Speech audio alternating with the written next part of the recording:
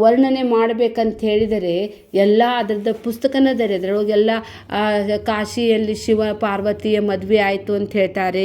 ಅದು ಮದುವೆ ಆಗಿದ್ದಕ್ಕೆ ಅಲ್ಲಿರುವಂತಹ ಸುರಾಸುರರು ಎಲ್ಲರೂ ಆ ಮದುವೆಗೆ ಇನ್ವೈಟೆಡ್, ಅಂದ್ರೆ ಕರೀಲಿಲ್ಲ ಅಂದರೂ ಸಹಿತ ನಮ್ಮ ಶಿವ ಅಂಥೇಳಿ ಅವನು ಎಲ್ಲರಿಗೂ ಪ್ರಿಯನಾಗಿದ್ದ, ಎಲ್ಲರೂ ಬಂದುಬಿಟ್ರಂತ್ರಿ. ಬಂದಿದ್ದ ಕಾರಣವಾಗಿ ಅದು ಕಾಶಿ ವಾಲ್ತಂತ್ರಿ, ಬಗ್ಗಿದ್ದಕ್ಕೆ ಅಲ್ಲಿ ಗಂಗಾ ಉತ್ತರಕ್ಕೆ ಹರಿತಾಳ್ರಿ. ಒಂದು ವಿಶಿಷ್ಟರೇ ಅದು ಗಂಗೆ ಉತ್ತರಕ್ಕೆ ಹರಿತಾಳೆ. ಆವಾಗ ಶಿವ ಹೇಳ್ತಾನೆ ಇದು ಸೊಟ್ಟಾಗಿ ಕುಂತು ಬಿಡ್ತೈತಿ, ಅದಕ್ಕಾಗಿ ಆ ಅಗಸ್ತ್ಯ ಮುನಿ ಕರೆದು ನೋಡಪ್ಪ ನಿನ್ನ ನಾರ್ತ್ ಇಂಡಿಯಾದೊಳಗೆ ಎಲ್ಲ ಮಂದಿ ಬಂದುಬಿಟ್ಟಾರ, ನೀ ಸೌತ್ ಇಂಡಿಯಾಗೆ ಹೋಗಿ ಅದನ್ನು ಬ್ಯಾಲೆನ್ಸ್ ಮಾಡು ಅಂತ ಹೇಳ್ತಾನೆ. ಆವಾಗ ಲೋಪಾಮುದ್ರಾ ಅಗಸ್ತ್ಯನ ಹೆಂಡತಿರಿ, ಆಕಿನೂ ಲಗ್ನಕ್ಕೆ ಬಂದಿರ್ತಾಳೆ. ಆಕೆಗೆ ಸಿಟ್ಟು ಬಂದುಬಿಡ್ತೈತೆ, ನಾನು ಲಗ್ನ ಬಿಟ್ಟು ಬರಂಗಿಲ್ಲ ಅಂಥೇಳಿ. ಆವಾಗ ಅಗಸ್ತ್ಯ ಮುನಿ ಅವಳಿಗೆ ನೀರು ಮಾಡಿಬಿಡ್ತಾನೆ ರೀ, ಲಿಕ್ವಿಡ್ ಮಾಡಿ ಕಮಂಡಲದೊಳಗೆ ಹಾಕ್ಕೊಂಡು ಬಂದುಬಿಡ್ತಾನೆ ರೀ, ಎತ್ಕೊಂಡು ಬಂದುಬಿಡ್ತಾನೆ. ಬಂದ ನಂತರ ಅಲ್ಲೇ ಕೊಡಗಿಗೆ ಬರ್ತಾನೆ. ಕೊಡಗಿಗೆ ಬಂದು ಅಲ್ಲಿ ಸಂಧ್ಯಾ ವಂದನೆ ಮಾಡಕ್ಕೆ ನಿಂತಿರ್ತಾನೆ ರೀ. ಈಕೆ ದುಮ್ಮು ಮಾಡ್ಕೊಂಡು ಹೋಗಿರ್ತಾಳೆ ನೋಡ್ರಿ. ಆಕೆ ಸಿಟ್ಟಲಿಂದ ಅದನ್ನು ಬಗ್ಗಿಸ್ಬಿಡ್ತಾಳೆ. ಅದರೊಳಗೆ ನೀರು ಹರಿದು ಹೋಗ್ಬಿಡ್ತೈತ್ರಿ. ನೀರು ಹರಿದು ಹೋಗಿದ್ದಕ್ಕೆ ಆ ಲೋಪಾಮುದ್ರಾಗೆ ಅವರು ಕೂಗ್ತಾರೆ, ಕಾವೇರಿ ಕಾವೇರಿ ಹೋಗಬೇಡ ನನಗೆ ಬಿಟ್ಟು ಹೋಗಬೇಡ ಅಂಥೇಳಿ. ಅವಾಗ ಆಕಿ ನಮ್ಮಂಗೆ ಸೀರೆ ಉಟ್ಕೊಂಡಿರ್ತಾಳೆ. ಆಕಿ ಜೋರು ಫೋರ್ಸ್ಲಿಂದ ಹಿಂಗೆ ತಿರುಗಿ ನೋಡಿದ್ದಕ್ಕೆ ಈ ನಾವು ಮುಂದೆ ಮಾಡುವಂಥ ನೀರಿಗೆ ಅವು ಹಿಂದೆ ಹೋಗ್ತಾವು. ಇದು ಶರೀರಕ್ಕೆ ಉಲ್ಟಾ ಆಗ್ತೈತ್ರಿ. ಅದಕ್ಕಾಗಿ ಕೊಡಗು ಮತ್ತು ಮಡಿಕೇರಿ ಒಳಗ್ರಿ ಇವೆಲ್ಲ ಸೀರಿದ ನೀರಿಗೆ ಎಲ್ಲ ಹಿಂದೆ ಮಾಡ್ಕೋತಾರೆ, ಇದನ್ನು ಉಲ್ಟಾ ತಗೋತಾರೆ ರೀ ಅವರು. ಆವಾಗ ಸಿಟ್ಟಿಲಿಂದಕ್ಕೆ ಹೋಗಿದ್ದಕ್ಕನರಿ ಏರಿರಿ, ಅಂತ ಹೇಳಿದ್ರಿ ಸಿಟ್ಟು ರೀ. ಆಕೆ ಸಿಟ್ಟಾಗಿ ಹೋಗಿದ್ದಕ್ಕೆ ಇನ್ನೂ ಸಹಿತ ಆ ನದಿ ಜೊತೆಗೆ ಸಿಟ್ಟು ಮಾಡ್ತಾರೆ. ಜಗಳ ಇನ್ನೂ ಮುಗ್ದಿಲ್ರಿ, ಅದು ನಮಗೆ ನೀರು ಬಿಡ್ರಿ ಅಂಥೇಳಿ. ಹೀಗಾಗಿ ಕಾಶಿಯ ಅನೇಕ ಚಿಕ್ಕ ಕಥೆಗಳು ಭಾಳ ಅದಾವ್ರಿ. ಅದಕ್ಕಾಗಿ ಸಿದ್ಧಾರೂಢಾಚಾರ್ಯನು ಸಹಿತ ಅವ್ರು ಸನ್ಯಾಸ ತೆಗೆದುಕೊಂಡ ನಂತರ ಅವ್ರು ಹೇಳ್ತಾರೆ ಎಲ್ಲ ಕಡೆನೂ ತೀರ್ಥಾಟನೆ ಮಾಡ್ಕೊತ ಹೋಗ್ತಾ ಇದ್ದಾಗ ಕಾಶಿಗೆ ಹೋದ್ರಂತ್ರಿ. ಕಾಶಿಗೆ ಹೋದ್ರೆ ಅವ್ರು ಭಾಳ ಸಿಂಪಲ್ ಇದ್ದರ್ರಿ. ಸನ್ಯಾಸಿ ಆದರೆ ಅವರು ಯಾವಾಗೂ ಕಾವಿ ಬಟ್ಟೆ ಉಟ್ಕೊಳ್ಳಿಲ್ಲ ರೀ. 4 ಜನರಂತನೇ ಇದ್ದರ್ರಿ. ಅವ್ರ ಗಜದಂಡ ಸ್ವಾಮೀಜಿಗೆ ಅವರು ಗುರುದಕ್ಷಿಣೆ ರೂಪದಲ್ಲಿ ತಮ್ಮ ಲಿಂಗವನ್ನು ದಾನ ಮಾಡಿಬಿಟ್ಟಿರ್ತಾರೆ, ಗುರುದಕ್ಷಿಣೆ ರೂಪದಲ್ಲಿ ಕೊಟ್ಬಿಟ್ಟಿರ್ತಾರೆ. ಲಿಂಗ ಮಧ್ಯೆ ಜಗತ್ ಸರ್ವಂ ಲಿಂಗಮಯ, ಅದನ್ನು ನಾ ಕುರುಹು ಹಾಗೆ ಹಾಕೊಳ್ಳಂಗಿಲ್ಲ, ಇವತ್ತಿನಿಂದ ಯಾವ ಕುರುಹನ್ನು ನಾ ಇಟ್ಟುಕೊಳ್ಳೋದಿಲ್ಲ ಅಂಥೇಳಿ ಅದನ್ನು ಗುರುವಿಗೆ ಸಮರ್ಪಿಸಿದ ಕಾರಣವಾಗಿ ಅವರಲ್ಲಿ ಜನಿವಾರನೂ ಇದ್ದಿದ್ದಿಲ್ಲ ಮತ್ತು ಶಿವದಾರನೂ ಇದ್ದಿದ್ದಿಲ್ಲ. ಹೀಗಾಗಿ ಅವರಿಗೆ ಗುರುತಿಸೋದು ಬಹಳ ಕಠಿಣ ರೀ. ಸಾಮಾನ್ಯರಲ್ಲಿ ಸಾಮಾನ್ಯರಾಗಿದ್ದರು. ಅವರು ಒಬ್ಬ ಸನ್ಯಾಸಿ ವೇಷನ ಧರಿಸಿ ಎಲ್ಲರ ಕಡೆಯಿಂದ ಮರ್ಯಾದೆ ತಗೋಬೇಕಂತನೂ ಇದ್ದಿದ್ದಿಲ್ಲ ರೀ. ಕೇಸರಿ ಬಟ್ಟೆ ಕೇವಲ ಸನ್ಯಾಸಿಯ ಪ್ರತೀಕ ರೀ. ಜ್ಞಾನ ಮುಖ್ಯ ಅನ್ನೋದು ಅವರಿಗೆ ಅದು ಮನದಟ್ಟಾಗಿತ್ತು. ಹೀಗಾಗಿ ಅವರು ಯಾರಿಗೂ ಗುರುತಿಸ್ಲಿಕ್ಕೆ ಸಾಧ್ಯ ಇದ್ದಿದ್ದಿಲ್ಲ ರೀ.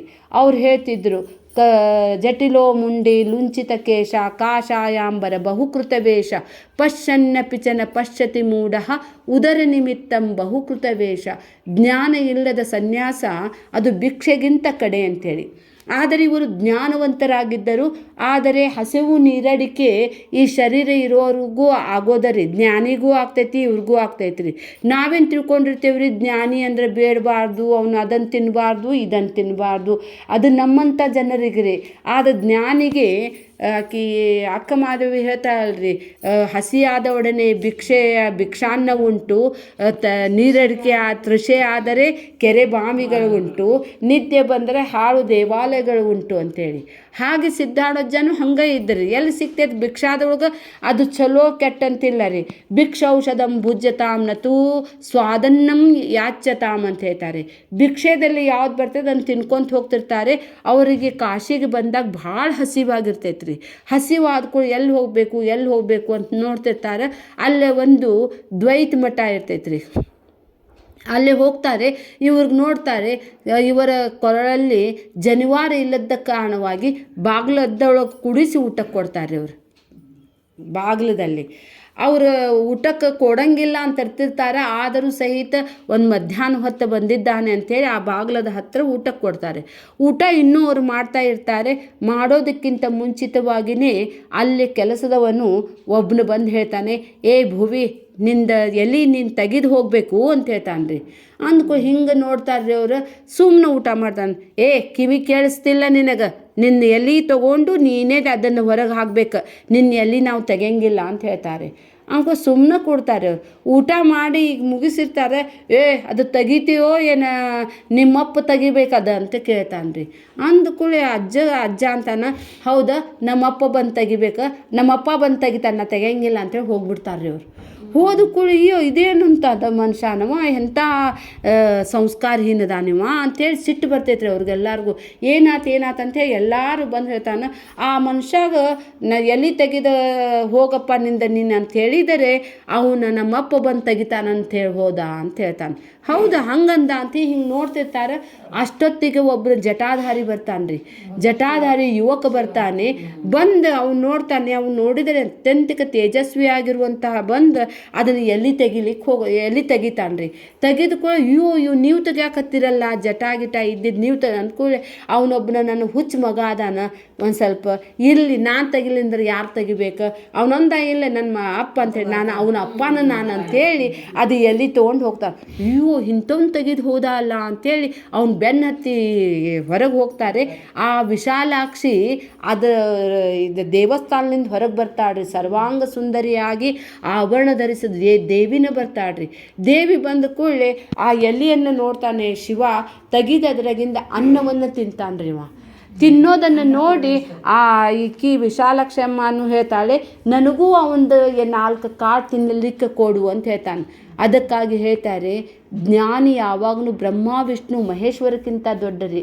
ಅವರ ಉಂಡ ಆಹಾರದ ಒಂದು ಕಣಗಳು ತಿಂದರೂ ಸಹಿತ ಅಮೃತಕ್ಕೆ ಸಮಾನ. ಅಕ್ಕಿನೂ ಸಹಿತ ತಿಂತಾಳ.